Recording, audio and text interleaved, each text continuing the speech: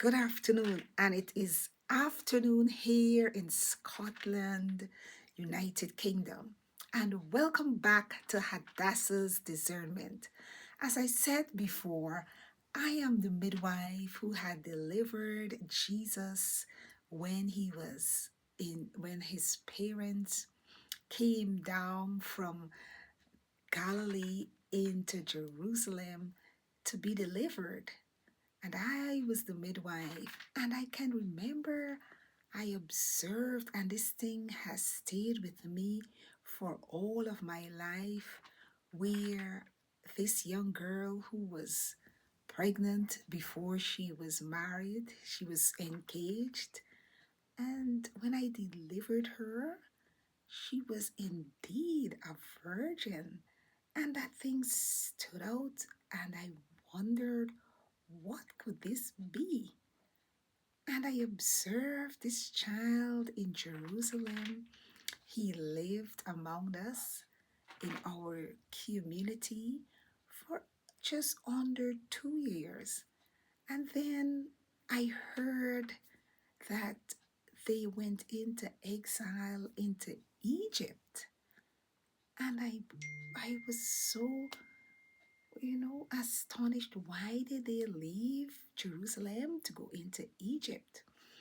But then I remembered that over 600 years ago, Jeremiah and the others, the remnant of the Jews that escaped the Assyrian invasion, they went into Egypt and they formed a community. And that is the same community he went into. And I understand, and I'm now able to grasp that our God, Jehovah, is a strategic God. He is a God that knows the end from the beginning. And many times we do not understand what is happening because we are finite and we are living in one dispensation, but God has the entire picture and He has a purpose, and we are working for that purpose. So, as I remembered that he went into exile, I heard that King Herod, because we were under Roman rule, King Herod sought his life, and that is why he escaped. But he just did not escape into Egypt, into a Jewish community. That community were that community was uh, remnants of the military arm of the Jewish people. They were descendants of military Jews. So that was very strategic. The military, they had that military background. So they would have known how to conceal and to protect him, because from time to time we had prophets would have escaped into Egypt because there was a well fortified Jewish community in Egypt.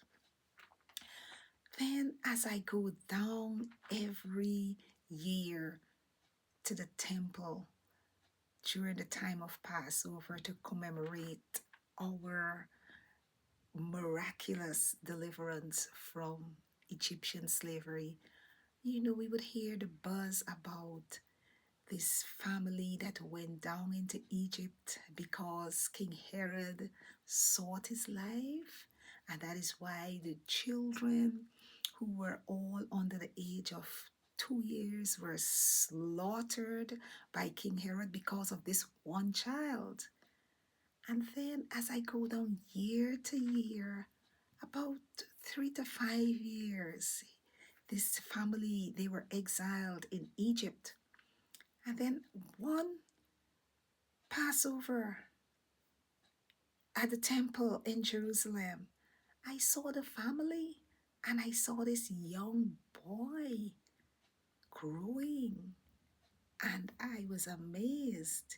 And we will meet as in little communities when we go down to observe the Passover, and you will hear the little buzz about this child.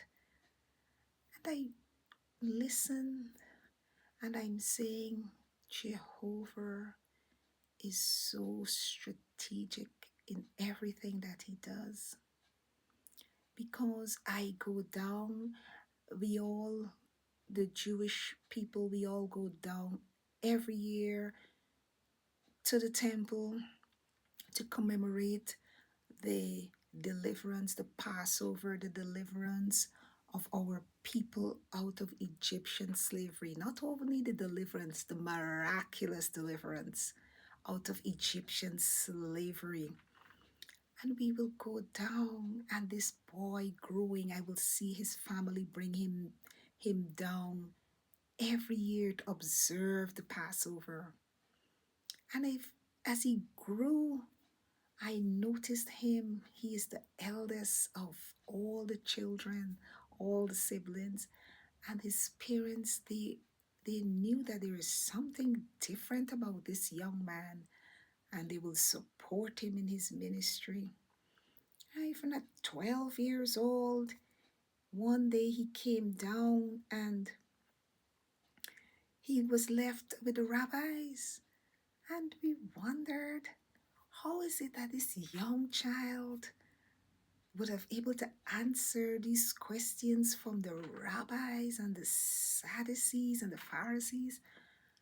How is it? And he came from parents who were, his father was a carpenter. And I thought about how Jehovah is a strategic God. He plans and he executes. He did not allow the Messiah to be born out of an elite family or an elite community because he knew that he had to impregnate a virgin. And if that had occurred in one of the Sadducees or the Pharisees community, that would have been aborted.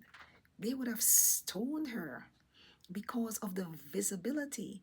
So God knows, and He is very, very intelligent and strategic. He knew why He impregnated Mary, a humble woman, and her husband, a carpenter, just to take them out of the limelight because He wants to use, He has a plan. He had a plan for the incarnate Christ. So he did not bring him into the community of the Pharisees and of the Sadducees because those communities, they are not the Pharisees and Sadducees one morning. In the context of today, they are the children of those elite who will attend Harvard and Oxford and Cambridge. They are from the community where those children are prepped from small, from probably the womb, and they are prepped to attend these elite Ivy schools. And that's the same thing with the Pharisees and the Sadducees.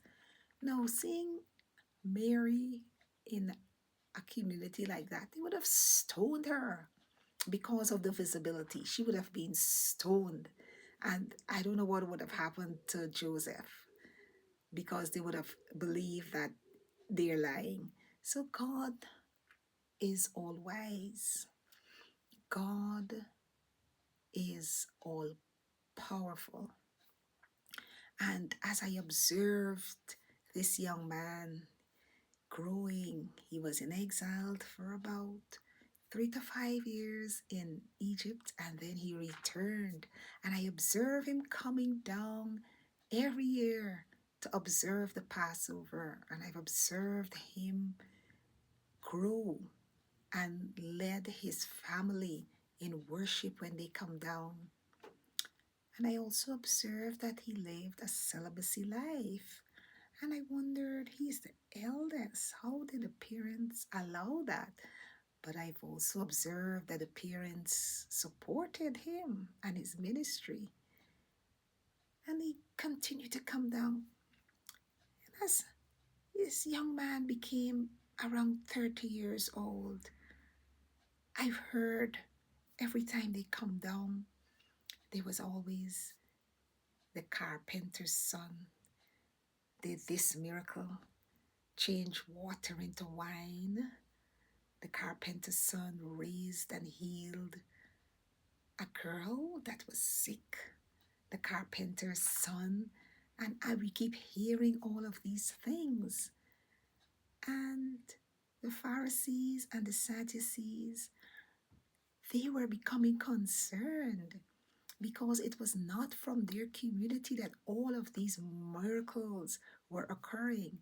It was some young guy in the countryside, and they became worried. What is this new occurrence? We have known, we have grown up, we have seen persons claim to be the Messiah that will deliver our people out of bondage. And we have seen they rise and then they fall like stones from the sky. But this one is becoming intriguing. This one is becoming popular. This one is different. And what are we going to do? What are we are concerned? What are we going to do? Is he going to change our form of living? Is he going to dismantle Judaism? What is it? What is he doing? We are a chosen people. The Messiah is to come through us, the Jews. We are chosen for that. We are God's apple. What is he up to? And as a midwife, as I go down and as I listen, as we talk in our communities, we want to know, what is this with this young man? And we inquire, we ask our rabbi when we go to worship, when we go in our synagogues, we ask our rabbi, what is this new thing? Why is he able to do all of these miracles? These things were never done before.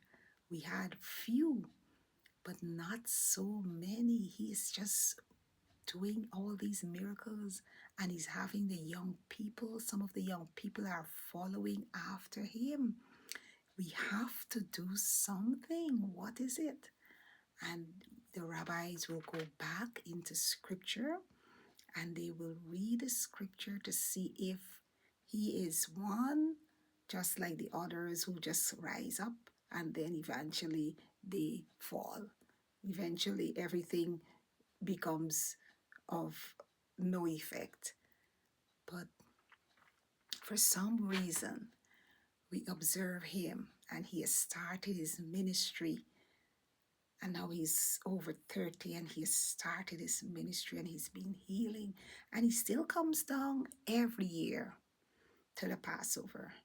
So as I continue, the next time we meet, I'm going to talk about that 3 years, those 3 important years from 30 to 33, what occurred and how our community responded to this phenomena. This has never happened. This is something new, and we need to discuss. We need to talk about it. He is claiming now, he's making a lot of claims, who he is and who he isn't.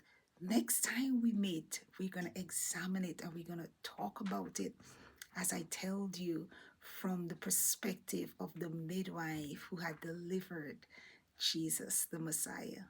Thank you. See you back next time.